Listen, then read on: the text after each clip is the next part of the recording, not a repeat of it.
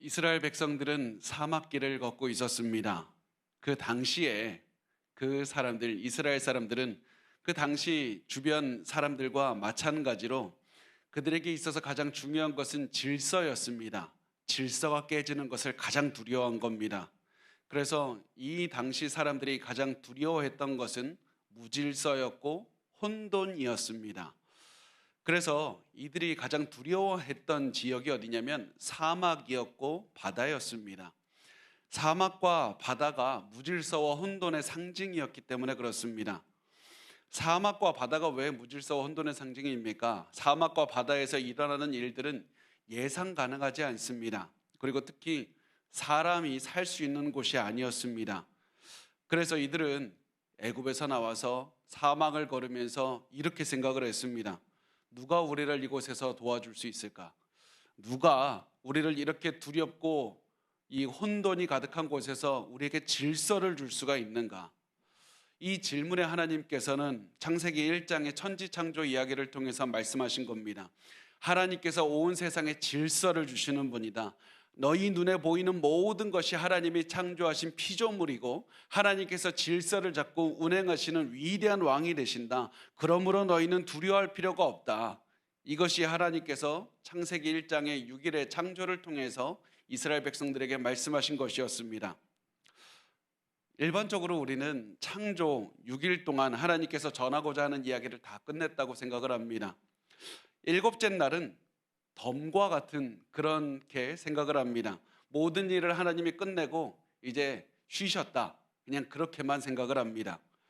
그런데 이것은 잘못된 겁니다. 왜냐하면 창조 이야기의 절정은 바로 안식, 일곱째 날에 있기 때문에 그렇습니다. 창조에 대한 이 말씀의 절정은 사람을 만드신 여섯째 날에 있는 것이 아니라 하나님께서 안식하신 일곱째 날에 있는 겁니다. 우리가 창조의 절정, 창조를 6일 동안에 다 가장 중요한 것을 끝냈습니다 라고 생각하는 이유는 이 6일째 사람이 있고 사람 중심으로 창조 이야기를 바라보고 있기 때문에 그렇습니다. 그런데 창조의 진정한 주인은 하나님이시고 창조 이야기의 주인공도 하나님이십니다. 그 사실이 일곱째 날 하나님께서 안식하시는 것을 통해서 드러납니다. 휘튼 칼리지의 그 존 월튼 교수님의 표현을 빌리면 이렇게 표현합니다. 하나님께서는 일곱째 날에 안식하시기 위해 6일 동안 창조하셨다고 말씀합니다. 7일째 안식하기 위해서 나머지 6일 동안 창조하셨다는 겁니다. 이게 도대체 무슨 얘기입니까? 그 말씀의 의미를 우리가 다음 이제 말씀을 나누어 가면서 보도록 하겠습니다. 창세기 2장 1절에서 3절 제가 읽어보겠습니다. 천지와 만물이 다 이루어지니라. 하나님이 그가 하시던 일을 일곱째 날에 마치시니 그가 하시던 모든 일을 그치고 일곱째 날에 안식하시니라. 하나님이 그 일곱째 날을 복되게 하사 거룩하게 하셨으니 이는 하나님이 그 창조하시며 만드시던 모든 일을 마치시고 그 날에 안식하셨음이니라. 하나님께서 창조를 마치시고 안식하셨다고 말씀합니다. 이 하나님이 안식하셨다 이 말은 창조하는 게 너무 힘드니까 너무 지쳐서 내가 좀 쉬겠다, 창조 후에 휴식을 취하겠다는 의미가 아닙니다. 안식하셨다는 말은 하나님께서 왕좌 보좌에 앉으셨다는 의미입니다. 하나님께서 온 우주의 질서를 세우신 다음에 왕좌에 앉아서 우주를 다스리기 시작했다는 의미가 안식했다라는 의미로 표현이 되는 겁니다. 그래서 창조의 7일째 날은 무슨 날이냐면 하나님께서 왕 위에 앉으시는 대관식이 거행되는 위대한 날인 겁니다. 그래서 하나님의 안식은 휴식이 아니라 통치를 의미하고 있습니다. 안식은 휴식이 아니라 통치인 겁니다. 안식이 휴식이 아니라 다스림을 의미한다는 것은 성경의 곳곳에서 드러나고 이사야서에서도 이렇게 말씀을 하고 있습니다. 이사야서 66장 1절 말씀 우리 같이 읽겠습니다. 시작. 여호와께서 이와 같이 말씀하시되 하늘은 나의 보좌요 땅은 나의 발판이니 너희가 나를 위하여 무슨 집을 지으랴? 내가 안식할 처소가 어디야? 하늘은 하나님의 보좌입니다. 하늘은 하나님께서 앉으시는 왕좌가 됩니다. 땅은 보좌에 앉으신 하나님께서 발이 닿는 곳입니다. 다시 말해서 온 우주가 하나님이 다스리시는 곳이다. 하나님 통치하고 계신다는 것을 의미합니다. 그 모습을 보면서 가리키면서 하나님 말씀하십니다. 그러므로 안식할 처소가 어디냐? 야, 내가 쉴 데가 어디냐? 이런 얘기가 아니라 하나님께서는 다스리는 장소라는 표현으로 안식한다는 그런 표현을 쓰신 겁니다. 안식은 쉰다는 말이 아니라 통치하신다는 의미입니다. 그래서 제7일에 다른 날에 계속해서 지금까지 반복되었던 저녁이 되고 아침이 된 이는 첫째 날이니라, 저녁이 되고 아침이 된 이는 둘째 날이니라, 이 말씀이 없는 겁니다. 7일째 날에 이 말씀이 없습니다. 왜 그렇습니까? 하나님의 통치에는 끝이 없기 때문에 그렇습니다. 하나님은 영원히 온 우주를 다스리시는 왕이 되기 때문에 하나님께서는 다스리신다 이 말씀을 반복하고 있는 겁니다. 하나님께서는 이렇게 이스라엘 백성들에게 하나님이 다스리신다 이 사실을 말씀해 주셨지만 사막을 건넌 사람들은 이 말씀을 잊을 것이 뻔했습니다. 우리도 하나님께서 우리와 함께 하신다는 사실을 알고 있지만 매일매일 잊고 고난만 오면 눈물 흘리고 원망하는 것이 우리의 마음이 아니겠습니까? 그래서 하나님께서는 이스라엘 사람들에게 눈으로 보여주기를 원하셨습니다. 하나님께서는 이스라엘 백성들에게 하나님이 보좌에 앉으셔서 온 우주를 다스리신다 이 사실을 계속해서 알기를 원하셨고 보기를 원하셨고, 그래서 만들어 주신 것이 바로 성막이었고 시간이 지나서는 성전이 됩니다. 사막 한가운데를 걸어가면서 힘들어하는 사람들에게 하나님의 임재를 알려주고 하나님의 다스리심을 상징적으로 보여주는 장소가 성막인 겁니다. 성소인 겁니다. 성막, 성소는 우주를 축소한 겁니다. 그리고 그 가운데 보좌에 앉아서 다스리시는 하나님이 계시기 때문에 이 성소, 성막은 하나님이 온 우주를 다스리신다는 우주의 지휘 본부, 통제 센터를 말씀을 하고 있는 겁니다. 하나님께서 성소, 지성소에 앉으셔서 온 우주를 다스리고 계신다는 사실을 이걸 보여주는 겁니다. 그래서 하나님께서는 사막을 걷는 이스라엘 백성들에게 온 우주를 보여주시면서 이 모든 것이 하나님을 찬양하는 성전이다. 온 우주가 하나님을 찬양하는 성전이고 그것을 너희가 잊고 있다면 성소를 봐라. 지성소에 계신 하나님을 기억해라. 그래서 말씀을 하는 겁니다. 하나님께서는 사막을 걷는 백성들에게 그것을 계속해서 기억하기 위해서 성막을 주셨고, 사막을 걷는 것만 해도 힘든 사람들에게 거대하고 무거운 성막을 만들고 지고 걷게 하신 이유가 무엇이냐? 너네 힘들게 하기 위해서가 아니라 하나님의 임재를 기억하라. 하나님의 다스림을 기억하라. 하나님께서는 바로 옆에 계신다. 모든 것을 다스리고 계신다. 그래서 이스라엘 사람들은 힘이 들 때마다 덥고 너무 지칠 때마다 성막을 보면서 이렇게 생각을 했을 겁니다. 온 우주를 다스리시는 왕이 우리와 함께 하신다. 안심하라. 이 사막을 하나님께서 만드셨고 온 우주는 하나님이 다스리고 계신다. 하나님이 통치하신다. 이것이 하나님이 안식하셨다는 말씀의 의미입니다. 그래서 안식이 중요한 것이고, 안식은 성경에서 계속해서 관통해서 우리에게 하나님은 안식하셨다, 하나님은 안식하셨다 말씀을 하는 것이고, 시간이 지나서 예수님께서는 우리에게 이렇게 말씀을 하시는 겁니다. 마태복음 11장 28절에 같이 읽겠습니다. 시작. 수고하고 무거운 짐진 자들아 다 내게로 오라. 내가 너희를 쉬게 하리라. 예수님께로 가면 예수님께서 너에게 안식을 주시겠다고 말씀을 하는 겁니다. 이 말씀을 우리가 예수님께 가면 매일 잠도 잘 수 있고요, 매일 휴식도 취할 수 있고 매일 일하지 않아도 된다는 의미가 아닙니다. 온 세상을 다스리시는 하나님의 통치를 체험하게 하시겠다는 의미입니다. 질서의 하나님께서 내 인생에도 질서를 세우실 것이고, 내 인생에 너무나도 고난이 가득해서 하나님이 통치하지 않는 것만 같이 느껴지지만 예수께로 가면 하나님의 통치를 체험하며 질서를 세우며 기뻐하며 살아갈 수 있게 될 것이다. 그것이 바로 하나님께서 우리에게 주시는 안식이라는 사실입니다. 그렇기 때문에 하나님은 이스라엘 백성들에게 안식일을 주셨을 때 단순히 쉬는 것을 원하는 것이 아니었습니다. 단순히 평일에 하던 일들을 그냥 중지하고 그냥 매일 가만히 있어서 그냥 예배 노래나 불러라, 제사나 계속 지내라 이런 의미가 아니었습니다. 평일에 반복하던 일들, 그만둬도 되는 일들을 그것들을 중지하고 하나님의 통치를 기억하며 하나님의 통치를 살아내는 날을 안식일로 만드셨던 겁니다. 안식일은 잠자고 쉬고 여행 가는 날이 아니라 하나님의 통치를 기억하고 하나님의 통치를 살아내는 날이었습니다. 당연히 평소에도 하나님의 백성들이 하나님의 통치를 기억하며 살아나야 되는데 이 평일에는 살기가 너무 힘드니까, 평일에 바쁘게 살다 보면 하나님의 통치를 기억하며 살기가 너무 힘드니까 하나님께서는 일부러 안식일 하루를 빼두셨고 그 안식일에서는 평소에 반복해서 하던 일들 그거 그만두고 통치를 체험하는 삶을 살라 이렇게 말씀을 하셨던 겁니다. 그래서 잘 생각을 해보면 우리가 밥 먹는 거 멈추면서는 안 됩니다. 안식일에도 반복해야 됩니다. 짐승에게 먹이 주는 거 안식일에도 당연히 아이 짐승들에게 먹이를 줘야지 삽니다. 그렇지만 일하는 것 멈출 수 있습니다. 밭을 가는 것 멈출 수 있습니다. 건축하고 있었다면 집 짓는 것도 멈출 수 있습니다.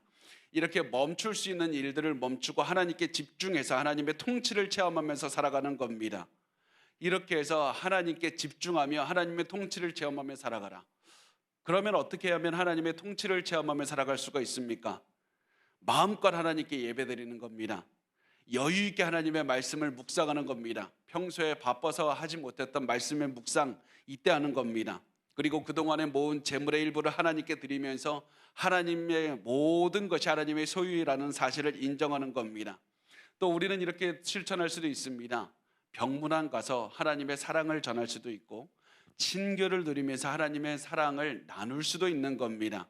그리고 가족과 함께 모여서 하나님의 말씀을 묵상하고 자녀들에게 하나님의 말씀을 가르치는 것, 이런 것이 하나님께서 하루 안식하면서 하나님의 통치를 체험하며 살게 하셨던 것입니다. 그래서 우리가 이것을 볼 때 우리가 알 수 있는 것이 무엇이냐면 하나님은 우리가 이 삶의 패턴을 가지고 살아가기로 만드셨다는 사실입니다. 하나님께서는 6일 동안 하나님 천지 창조하시고 7일째 단순히 쉬신 것이 아니라 하나님의 통치를 말씀하셨던 것처럼 우리도 계속해서 6일 동안 살다가 7일째는 하나님의 통치를 체험하면서 살도록 평생 그 삶을 반복하도록 하나님께서 우리를 만드셨습니다. 그래서 우리가 알 수 있는 것이 무엇이냐면 하나님은 우리가 일에 중독돼서 일주일 내내 일하기를 원하지 않으십니다. 설령 매일 일해서 돈 많이 벌 수 있고 학생들은 매일 공부해서 성적이 더 오를 수 있다 할지라도 반드시 하루는 쉬면서 하나님께 집중하며 살기를 원하시는 겁니다. 요즘에는 이 말씀을 드리면 어른들은 다 이렇게 고개를 숙이고 하는데 학생들은 유독 가만히 있습니다. 학생들은 적용하지 못합니다. 왜냐하면 우리나라의 전체 어른들이 학생들에게 이렇게 말하지 않습니까? 대학 들어갈 때까지만 매일 공부해라. 대학 들어갈 때까지만 매일 공부하고 대학 들어간 다음부터는 쉬어도 된다. 여러분, 근데 꼭 그런 말씀을 하시는 부모님들께 말씀을 꼭 드리고 싶습니다. 여러분이 자녀들을 집중적으로 교육할 수 있는, 영향력을 줄 수 있는, 가르칠 수 있는 때가 바로 자녀들이 대학 들어가는 때까지입니다. 그 다음부터는 부모님들의 말의 영향력이 급속도로 떨어질 겁니다.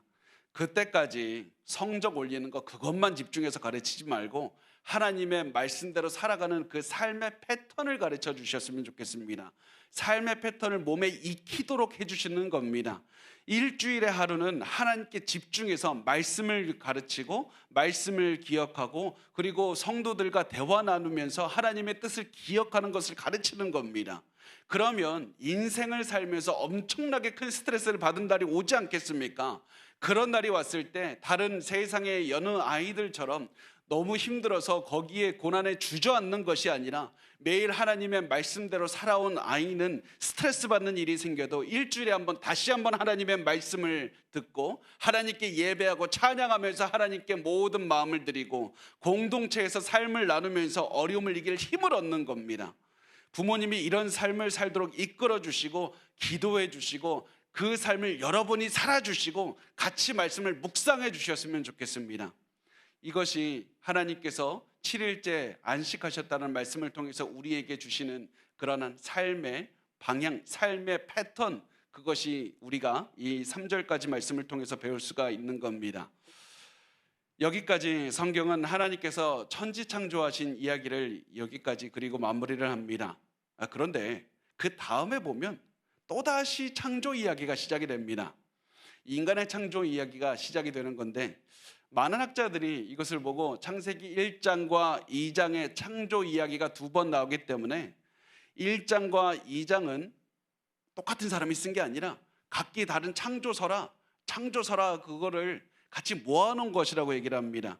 창조서라 두 개가 따로 존재했는데 그것을 창세기를 편집하는 모세 말고 어떤 인간이 있었는데 그 사람이 창세기 1장 앞에 놓고 2장 뒤에 놓고 같이 모아놨다는 겁니다. 그런 생각은 잘못된 겁니다. 그런 주장은 잘못된 것인데, 왜 그러냐면 1장과 2장의 내용이 같지만은 1장에서는 이 어떤 것이 다르냐면 1장과 2장은 글을 쓴 목적이 다른 겁니다. 지금까지 1장 하나님께서 우주 만물을 창조하신 큰 그림을 우리에게 보여줬다면 2장 4절부터는 시선을 인간에게 집중시켜서 보게 되는 겁니다. 그래서 1장과 2장 시선이 다르고 1장과 2장 강조하는 부분이 다르고 글을 쓴 목적이 다른 겁니다.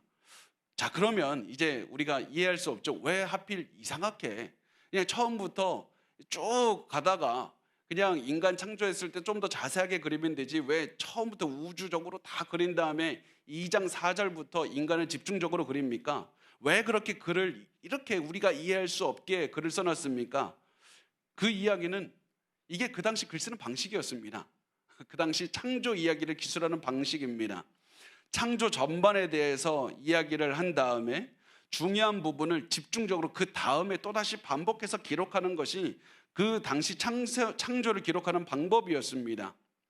모세는 그 당시 창조 이야기를 기록하는 방법을 따라서 했던 겁니다. 그러면 왜 성경이 그 당시 쓰는 방법을 따라 썼습니까? 왜 독자적으로 전혀 색다른 방식으로 쓰지 않았습니까? 왜냐하면 성경은 바로 수신자가 있기 때문에 그렇습니다.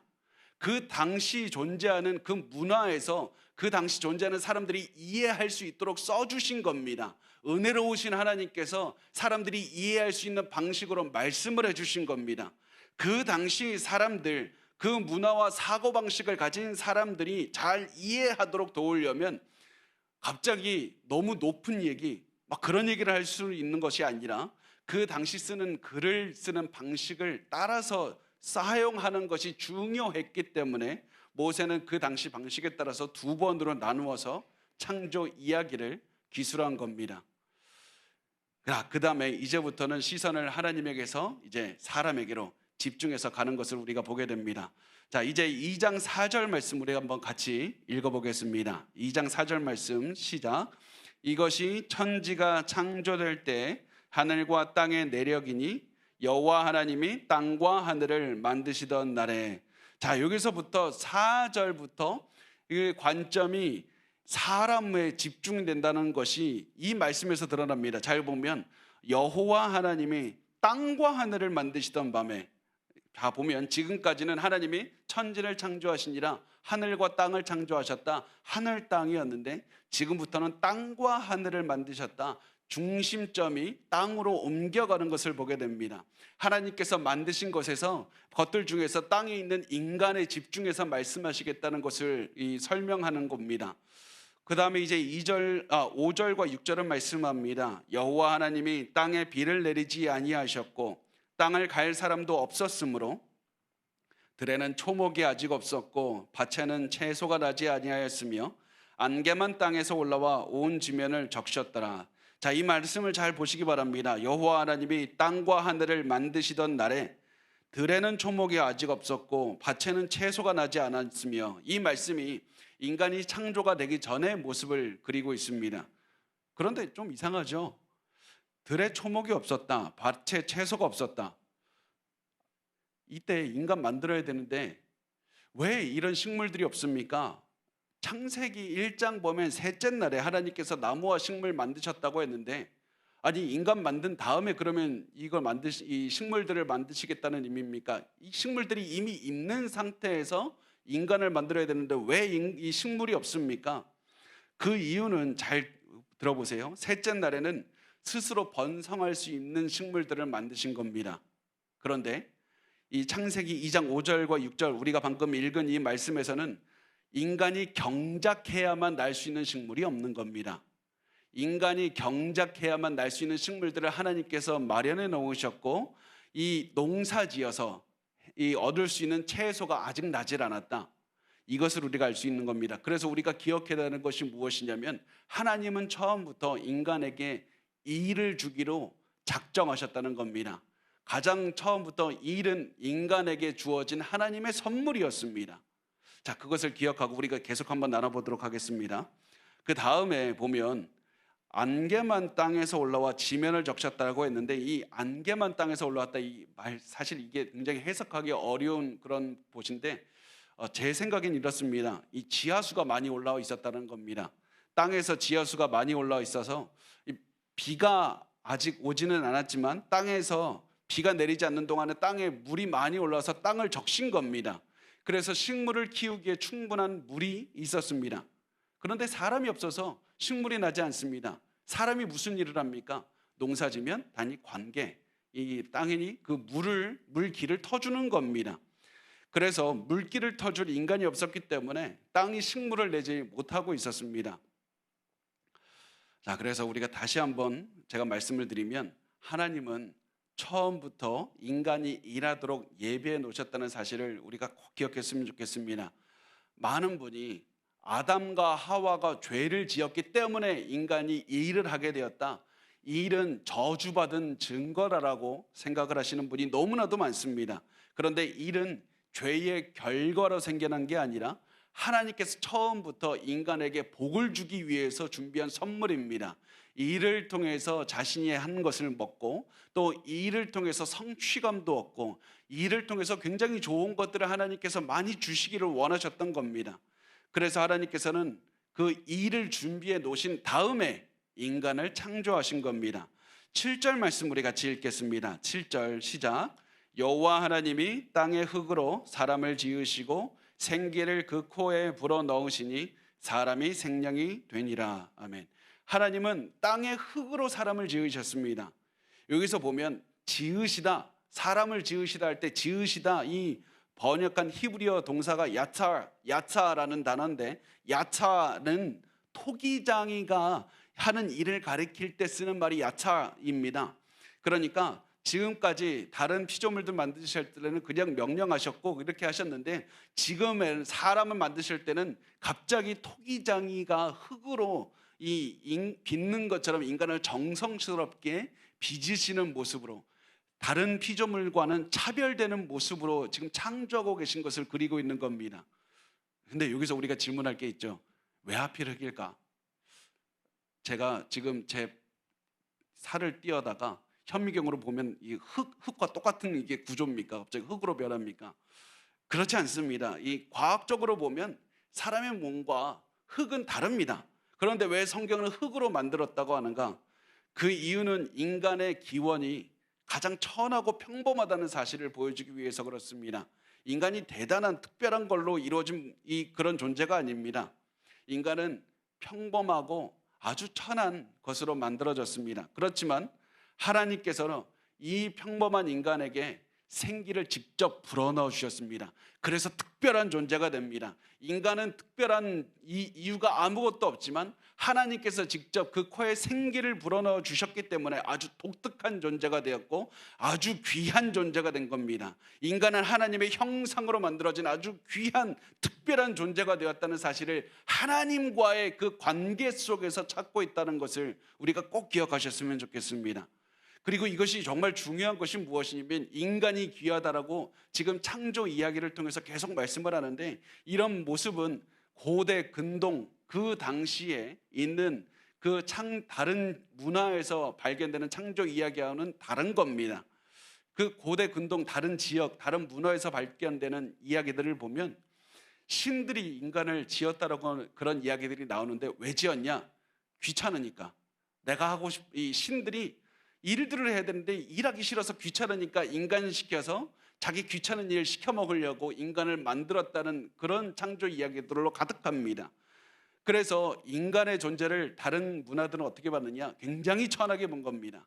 굉장히 그냥 그 노예로 만들어진 그런 존재로 본 겁니다. 그런데 하나님께서는 아주 특별하게 만드셨고 귀하고 소중한 존재로 만들었다고 계속 이 창조 이야기를 통해서 말씀하는 겁니다. 이렇게 특별하게 하나님께서 인간을 만드신 다음에 에덴에 있는 동산에 두셨습니다. 2장 8절 말씀을 보면 이렇게 말씀합니다. 여호와 하나님이 동방의 에덴의 동산을 창설하시고 그 지으신 사람을 거기 두시니라. 자, 보면 에덴이라는 지역이 있고 거기에 동산을 창설하셨다. 산의 정원을 하나 만드신 겁니다. 그리고 그곳에 사람을 두셨습니다. 왜 동산, 그러니까 산에 두셨습니까? 왜 높은 지역에 두셨습니까? 산이 중요하기 때문에 그렇습니다. 산은 땅의 높은 곳이고 하늘과 가까운 곳이기 때문에 하나님과 가까운 곳, 그곳에서 인간이 하나님과 동행하며 하나님을 위해서 일하게 두신 겁니다. 그래서 에덴 동산은 단순히 그냥 좋은 땅, 좋은 그런 정원 이런 곳이 아니라 하나님께 예배를 드리는 곳이었고, 아담과 하와는 그래서 제사장의 역할을 하는 겁니다. 단순히 그냥 두 남녀가 있었던 것이 아니라 제사장의 역할을 했던 곳이 에덴 동산이었고, 에덴 동산은 마치 나중에 성막의 그 모습을 가지게 됩니다. 성막이 다 에덴 동산에 있는 그 모습을 가져가서 만든 겁니다. 그리고 이 제사장의 역할을 하는 사람들에게 하나님 어떻게 말씀하셨죠? 창세기 1장 28절을 말씀해 보면 하나님이 그들에게 복을 주시며 하나님이 그들에게 이르시되 생육하고 번성하여 땅에 충만하라, 땅을 정복하라, 바다의 물고기와 하늘의 새와 땅에 움직이는 모든 생물을 다스리라 하시니라. 땅을 다스리고 정복하라, 모든 바다의 물고기와 새와 땅에 움직이는 모든 생물을 다스리라. 무슨 말씀입니까? 왕으로서 다스리는 것 아닙니까? 왕이신 하나님을 대신해서 인간이 다스리도록 하나님 하셨다는 겁니다. 다시 말해서 어떤 의미가 됩니까? 아담과 하와는 제사장이었지만 왕 같은 제사장이 된 겁니다. 하나님께서는 아담과 하와에게 처음부터 왕 같은 제사장의 역할을 맡겨주신 겁니다. 이것이 하나님께서 인간에게 부어주신 엄청난 복이었습니다. 그리고 이 에덴 동산도 하나님께서 주신 최고의 낙원이었습니다. 이 인간이 상상할 수 있는 최고의 낙원이 바로 에덴 동산이었습니다. 그 에덴 동산에 대해서 이렇게 말씀합니다. 9절 말씀해 보면 여호와 하나님이 그 땅에서 보기에 아름답고 먹기에 좋은 나무가 나게 하시니 동산 가운데에는 생명나무와 선악을 알게 하는 나무도 있더라. 하나님께서 에덴 동산 간 가운데 생명나무와 선악을 알게 하는 나무도 두셨습니다. 이 생명나무는 그러니까 먹으면 계속 먹을수록 영생을 하는 나무이고, 그리고 선악과는 선악을 알게 하는 나무, 이 열매를 먹으면 선과 악을 알게 하는 나무라고 합니다. 여기에 대해서는 자세하게는 뒤에 나누도록 하겠고, 우선 10절에서 14절까지 말씀을 한번 보겠습니다. 강이 에덴에서 흘러나와 동산을 적시고 거기서부터 갈라져 내 근원이 되었으니 첫째 이름은 비손이라. 금이 있는 하윌라 온 땅을 둘렀으며 그 땅의 금은 순금이요 그곳에는 베델리엄과 호마노도 있으며, 둘째 강의 이름은 기혼이라 구스 온 땅을 둘렀고 셋째 강의 이름은 히데겔이라 아수르 동쪽으로 흘렀으며 넷째 강은 유브라에 더라.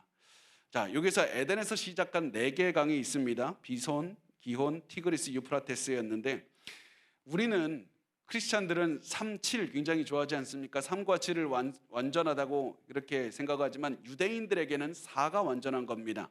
4가 중요한 숫자입니다. 그래서 에덴 동산에서 강이 4개가 나왔다. 완전한 강. 그래서 하나님께서 나오는 이 강이 온 세상을 적셨다라는 겁니다. 하나님께서 모든 축복의 근원이 하나님이 되신다. 하나님이 세우신 동산에서 모든 축복이 흘러나갔다는 것을 표현합니다. 그리고 그 강에 어떤 것이 있습니까? 순금이 있고 베델리엄이 있고 호마노, 이 보석들이 있다는 것을 통해서 하나님께서 지정하신 그곳, 엄청난 인간에게 풍요로움과 기쁨을 주시는 곳이다. 그래서 하나님께서 복의 근원이 되신다는 사실을 계속 강조하고 있습니다. 근데 제가 한 가지 여기서 언급하고 넘어가고 싶은 거는 어떤 분들은 이렇게 얘기를 합니다. 이 강들이 이 유브라테스 강, 뭐 티그리스 뭐 이런 강들 보면 이 현재 우리가 아는 그런 강들과 똑같은 이름을 가지고 있지 않습니까? 그래서 이 강들이 이 창세기 지금 2장에서 말씀하는 강들과 똑같은 강입니다. 이렇게 주장을 하시는 학자들도 있지만 제 생각엔 그렇지 않습니다. 왜냐하면 지구 지형을 한번 굉장히 크게 흔든 사건이 있었는데 그때가 언제냐면 노아의 홍수입니다. 노아의 홍수 때 물이 온 지구를 가득 덮었기 때문에 그 다음에 강들이 흘러가는 위치 아니면 강의 길, 뭐 모양 많은 것들이 바뀌었을 겁니다. 그래서 이 우리가 지금 뭐 보면 우리가 알고 있는 강들과 이름이 같다 할지라도 그 창세기 2장에 나타났던 강들과는 다른 곳에 다른 길로 흘렀을 것이다. 이것을 우리가 생각을 할 수 있습니다. 그러면 어떻게 똑같은 이름 갖게 됐습니까?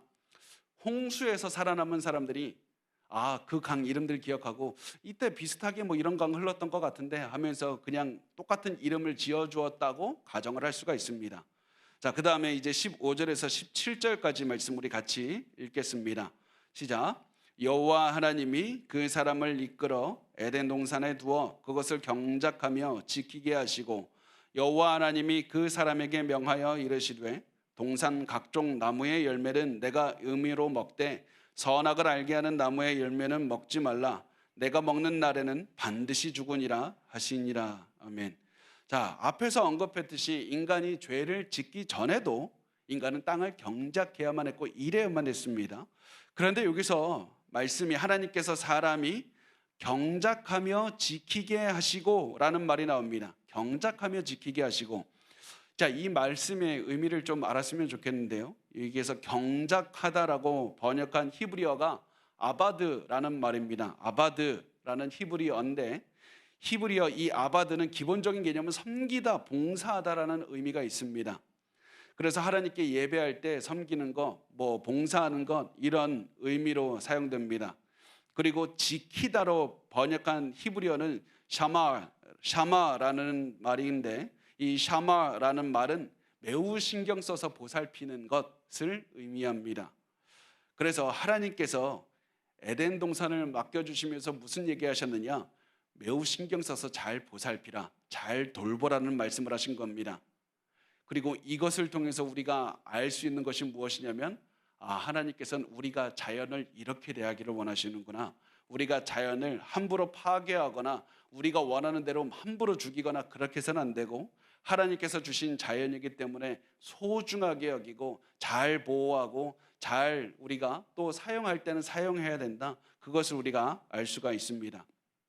그 다음에 하나님께서 인간에게 말씀하신 것을 보겠습니다. 하나님께서 뭐라고 말씀을 하시냐면 동산에 있는 모든 나무의 열매를 먹을 수 있다. 생명나무의 열매도 먹을 수 있다. 그런데 선과 악을 알게 하는 나무의 열매는 먹어서는 안 된다고 말씀합니다.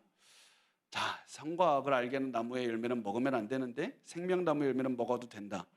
이 생명나무는 한 번 먹으면 영원히 사는 나무라기보다는 먹을 때마다 생명이 연장되는 것 같습니다. 왜냐하면 아담과 하와가 이미 생명나무를 먹었을 것인데 이들이 죄를 짓고 에덴 동산을 쫓겨난 다음에는 하나님께서는 생명나무를 더는 먹지 못하게 막으셨기 때문에 그렇습니다.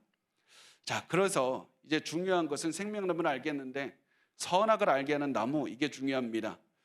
선악을 알게 하는 나무 열매가 얼마나 뛰어나길래 거기 분자 구조가 어떻게 되길래 먹기만 해도 선과 악을 알 수가 있는가?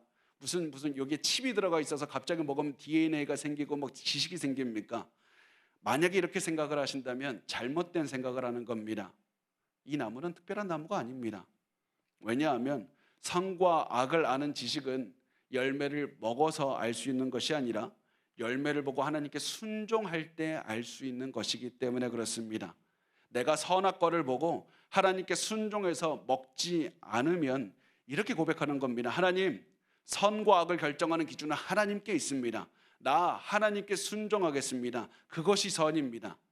그런데 인간이 선악과를 직접 먹으면 이렇게 말하는 것과 같은 겁니다. 선과 악은 내가 판단하겠습니다. 판단 기준 내가 정하겠습니다. 나 하나님의 도움은 필요하지 않습니다. 내 중심, 내 기준, 내 판단으로 살겠습니다.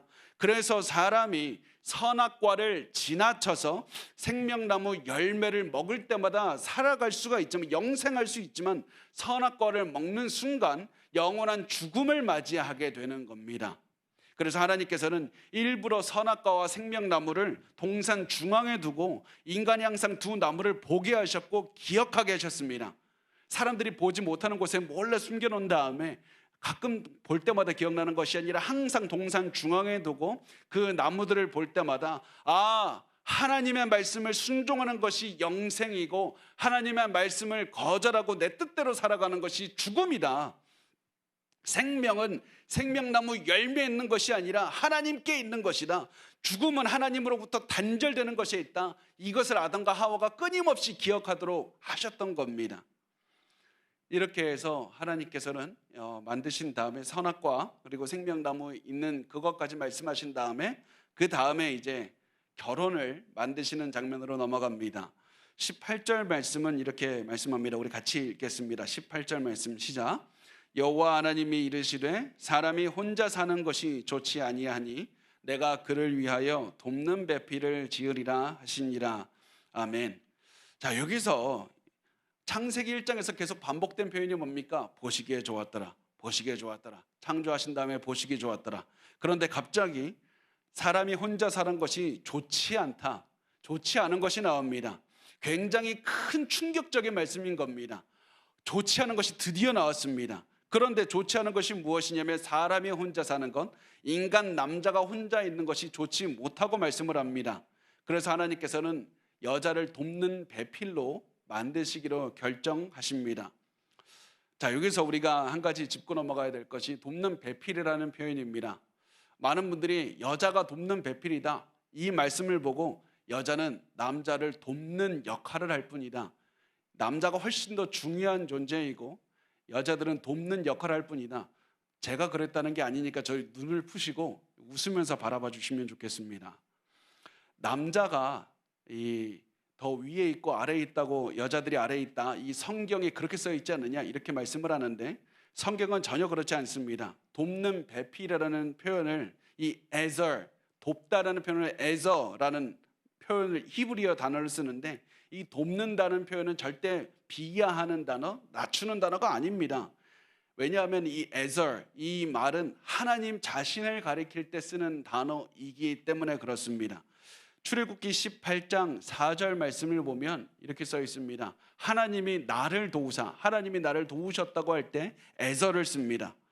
신명기 33장 7절에 주께서 도우사, 에저, 하나님이 도우셨다. 사무엘상 7장 12절에 여호와께서 우리를 도우셨다. 에벤 에셀, 에벤 에저, 그래서 하나님이 나를 도우셨다. 시편 46편 1절에 큰 도움이시라. 이 모든 것들이 에저, 이 단어에서 나오는 겁니다. 그래서 하나님은 스스로 지칭하시는 분이기 때문에 이 에저라고 하시기 때문에 하나님이 우리보다 낫다는 의미가 아니지 않습니까? 돕는 배필은 결코 낫다는 의미가 아닙니다. 에저, 이 단어는 다른 사람에게 결핍된 것, 필요한 것들을 제공해 줄 수 있는 존재라는 의미가 에저입니다. 그래서 여자는 남자와 동등한 존재인 겁니다. 그래서 이것을 보고 우리가 알 수 있는 것이 무엇이냐면, 하나님께서는 인간을 처음부터 동반자가 필요한 존재로 만드셨다는 겁니다. 하나님의 계획, 하나님의 뜻을 성취하기 위해서는 모든 인간은 동반자의 도움을 필요로 하는 겁니다. 그래서 잘 보면 인간에게 주신 생육하고 번성하고 땅에 충만하라, 이 말씀을 남자나 여자가 서로가 있어야지 이룰 수가 있는 것이고, 심리적인 어려움도 남자와 여자가 함께 있어야지만 얻을 수가 있는 겁니다. 심리적인 어려움도 이겨낼 수가 있는 겁니다. 그래서 하나님께서는 남자와 여자를 처음부터 필요로 하는 존재로 만드셨습니다. 그 다음에 19절에서 20절 말씀을 이렇게 말씀을 합니다. 여호와 하나님이 흙으로 각종 들짐승과 공중의 각종 새를 지으시고 아담이 무엇이라고 부르나 보시려고 그것들을 그에게로 이끌어 가시니, 아담이 각 생물을 부르는 것이 곧 그 이름이 되었더라. 아담이 모든 가축과 공중의 새와 들의 모든 짐승에게 이름을 주니라. 아담이 돕는 배필이 없으므로. 하나님께서는 다양한 짐승들, 다 그 아담에게 이끌어서 그들의 이름을 지어주게 하셨습니다. 우리가 1장 나눴을 때 말씀드렸습니다. 이름을 짓는 것은 지배, 권위를 상징하는 겁니다. 하나님께서 1장에서 무엇인가 창조하시고 이름하셨다는 것을 보면서 하나님께서 모든 피조물에 권위가 있으시고 통치하시고 다스리신다는 사실을 알려준다고 나눴습니다. 이제는 하나님께서 인간에게 그 권위를 주신 겁니다. 하나님을 대신해서 피조물을 다스릴 수 있게 하신 겁니다. 그래서 이름을 지어주게 하셨는데요. 이름을 지어주면서 두 가지 목적을 이루셨습니다. 하나님께서 이름을 짐승들이 아담에게 가서 이름을 짓게 하신 다음에 이제 그 아담이 이름을 지으면서 두 가지 목적을 이루게 하셨습니다. 첫 번째, 인간의 권위가 짐승들 위에 있다. 이것을 알려주신 겁니다. 모든 짐승들은 인간의 권위 아래 있다. 이 모든 피조물들이 알게 했고요. 두 번째, 아담에게 나는 하와가 필요하다. 나는 누군가 나의 짝이 필요하다는 것을 깨닫게 하신 겁니다. 이 아담이 보니까 짐승들의 이름을 지어주면서 각기 모든 그 짐승들이 짝이 있는데 나는 저 짐승들과 다르다.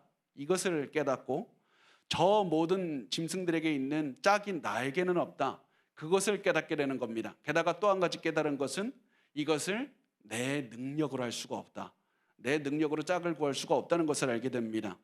그래서 하나님은 먼저 남자가 여자의 필요를 체험하게 하신 다음에 그 필요를 갖게 하신 다음에 여자를 창조하십니다. 창세기 2장 21절은 말씀합니다. 여호와 하나님이 아담을 깊게 잠들게 하심이 잠들매 그가 그 갈빗대 하나를 취하고 살로 대신 채우고. 자, 여기서 하나님께서 여자를 창조하는데 아담처럼 흙으로 만들지 않으셨습니다. 여자를 흙으로 만들지 않고 남자에게서 만드셨습니다. 그렇기 때문에 남자와 여자가 많은 걸 공유하게 되는 겁니다. 여자가 남자로부터 만들어졌기 때문에 많은 것들을 공유하고 나눌 수가 있는 겁니다. 여기서 보면 이 갈빗대 하나를 취했다고 말씀을 하는데 이 갈빗대라고 번역하는 이 히브리 단어 갈빗대라는 말이 없습니다. 히브리어의 갈빗대라는 말이 존재하지 않고 옆면, 측면, 이런 옆구리 이렇게 해석하는 것이 훨씬 더 맞습니다. 그래서 이 오늘 본문에 보면 사람의 옆면에 이 가장 가까이 있는 것 갈비뼈이기 때문에 갈비뼈라고 해석하지만 그 옆면, 옆구리 이런 뜻이라는 것을 우리가 아셨으면 좋겠고요. 이렇게 해서 하나님께서 옆을 사용해서 남자와 여자가 떼어낼 수 없는 특별한 관계가 있다. 이것을 말씀을 하는 겁니다. 다른 곳에서 만든 것이 아니라 남자를 사용해서 만드셨기 때문에 하나님께서 남자가 여자, 여자가 남자를 서로 보완할 수 있는 존재로 만드셨다고 하고 있습니다. 그 다음에 이제 인류 최초의 결혼식이 거행이 됩니다. 창세기 2장 22절에서 23절 말씀 우리 같이 읽겠습니다. 시작. 여호와 하나님이 아담에게서 취하신 그 갈빗대로 여자를 만드시고 그를 아담에게로 이끌어 오시니 아담이 이르되 이는 내 뼈 중에 뼈요 살 중에 살이라 이것을 남자에게서 취하였은즉 여자라 부르리라 하니라. 아멘. 하나님께서 마치 그 신부의 아버지가 결혼식에서 신부의 손을 이끌고 오듯이 아담에게 이 하와의 손을 이끌고 데리고 오는 겁니다. 여자는 하나님께서 남자에게 주신 최고의 선물이었습니다. 그리고 그 아담도 자신의 필요를 알고 있었기 때문에 여자를 처음 보는 순간 사랑에 빠졌고요. 기뻐했고 그는 이렇게 고백을 한 겁니다. 이게 인류 최초의 사랑 고백하는 말입니다. 이는 내 뼈 중에 뼈요 살 중에 살이라. 여러분이 집에 가서 남편분에게 이는 내 뼈 중에 뼈요 살 중에 살이라 그러면 이상. 저는 이 말이 무슨 얘기냐. 제가 요즘 영화는 아닌데 예전에 봤던 그 제리 맥과이어라는 톰 크루즈 나오는 영화가 있는데요. 거기서 제일 유명한 대사가 있습니다. 이런 대사인데 늦게도 좀 이해해 주세요. You complete me. 당신이 나를 완성시킵니다. 당신이 없으면 나 불완전합니다. 당신이 나의 모든 강함과 나의 약함을 다 채워줍니다. 당신이 나를 완전하게 합니다. 이런 의미입니다. 이것이 인류 최초의 사랑 고백이었고요. 이렇게 사랑 고백을 한 다음에 아담은 그 여자의 이름을 이 여자라고 지어 주었습니다. 여자라는 단어는 이 여자의 근본이 남자에게 있다. 우리 같이 연결되어 있다. 이것을 끊임없이 알려주는 말인 겁니다. 우리가 앞에서는 아담이 이름 지어준 게 그 이름 지어주는 대상에 권위가 있고 다스린다는 의미였지만 여기서는 그렇지 않습니다. 아담이 여자라고 이름 지어주어서 여자가 나와 동등한 존재입니다. 그것을 확인하는 것으로 여자라고 이름을 지어준 겁니다. 그래서 여자라고 이름을 지으면서 우리 절대로 떨어져서는 안 됩니다. 그리고 내가 당신에게 충성하겠습니다. 헌신하겠습니다. 이런 약속을 하는 것이고 이것이 인류 최초의 그 결혼식이었습니다. 그리고 이런 부부의 모습, 결혼식의 모습을 보면서 모세가 이렇게 첨언합니다. 하나님께서 말씀을 하시는 것이죠. 2장 24절 말씀에 이렇게 말씀합니다. 이러므로 남자가 부모를 떠나 그의 아내와 합하여 둘이 한 몸을 이룰지라. 당연히 아담과 하와는 부모님이 없죠. 그렇지만 이 후대 사람들 어떻게 살아가야 되는가? 결혼은 남자가 부모를 떠나서 아내와 합하여 한 몸을 이루는 것이다.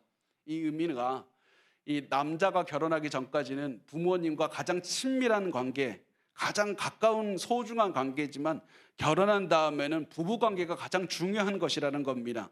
부부가 연합하는 것이 자기 부모와의 관계보다도 훨씬 더 중요하고 나중에 자식을 낳은 다음에서도 자식과 부모와의 관계보다 부부 관계가 훨씬 더 중요하다.